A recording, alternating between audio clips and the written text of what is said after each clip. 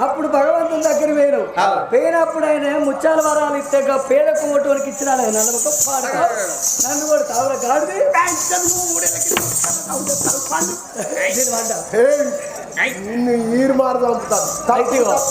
సరే నువ్వు చేసింది తప్పే నేను చేసింది తప్పే తప్పుకు తప్పు చెల్లి అయిపోయింది ఇక మనం భార్య భర్తలం కాబట్టి కలిసిమెలిసి ఉండాలి నాదా ప్రాణేశ్వరయ్య మనం భార్య భర్తలం కలిసిమెలిసి ఉందాము అగో ఇప్పుడే నేను ఆ పళ్ళ గంపలెత్తుకొని ఊళ్ళ పంటి పల్లెల పంటి అన్ను అమ్ముకొని అత్తనన్నది పాయిరాల పాపమ్మ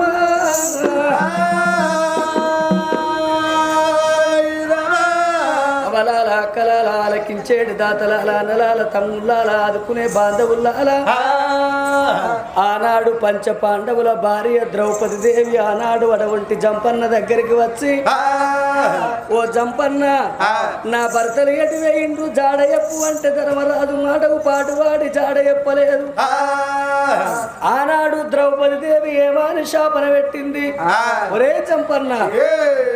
నేనెట్లా చెట్టు చెట్టు తిరుక్కుంటే ఏడుచుకుంటా పోతున్నాను రానున్న లోకం లోపల ఓ జంపన్న అటువంటి నీయో మీరేమో అడవిలో ఏడవాల చెట్లల్ల గుట్టలల్లా అడవి లోపల మీరేడవాలే మీరు ఏడితే మీ భార్యలు పండ్ల గంపలెత్తుకొని ఊళ్ళ పొంటి పల్లెల పొంటి పాత గోడల పొంటి ఉల్లో ఉల్లో ఉల్లో ఉల్లో పన్నుల్లో అని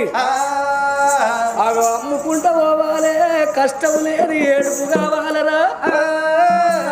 నేను ఎట్లా ఏడుచుకుంటా పోతాను మీ భార్యలు కూడా గట్ల ఏడుచుకుంటా పోతాను అని ఆనాడు ద్రౌపది శాపన పెట్టలేదా